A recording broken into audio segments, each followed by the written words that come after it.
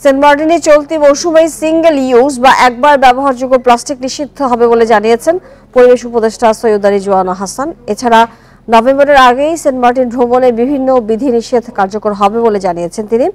সোমবার সচিবালয় ব্রিফিংয়ে তিনি এসব কথা জানান।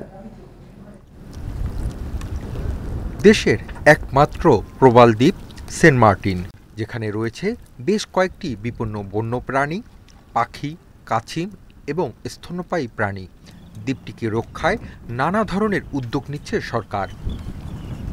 নভেম্বরে পর্যটন মৌসুম শুরুর আগেই সেন্ট মার্টিনে ভ্রমণ বিষয়ক নানা বিধিনিষেধ কার্যকর হবে বলে জানিয়েছেন পরিবেশ উপদেষ্টা সৈয়দা রিজওয়ানা হাসান। এর মধ্যে রয়েছে পর্যটকের সংখ্যা নির্দিষ্ট করা, রাত্রি যাপনে নিষেধাজ্ঞা সহ কিছু বিধিনিষেধ।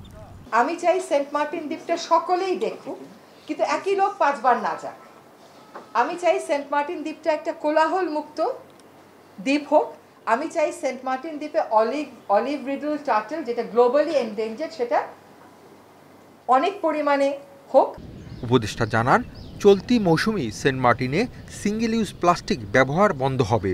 পর্যায়ক্রমে একবার ব্যবহারযোগ্য প্লাস্টিক নিষিদ্ধ হবে কক্সবাজার ও কুয়াকাটাতেও।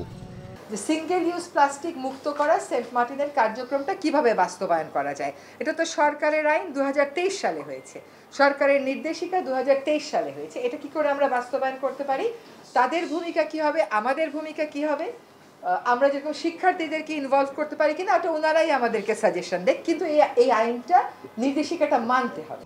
গত মৌসুমে সেন্ট মার্টিন ভ্রমণ করেছে 2,20,000 পর্যটক। তাই দ্বীপের কোনো ক্ষতি না করে পর্যটন অব্যাহত রাখার উদ্যোগ নিচ্ছে সরকার। Hasib Mahmud Shah, independent news, Dhaka.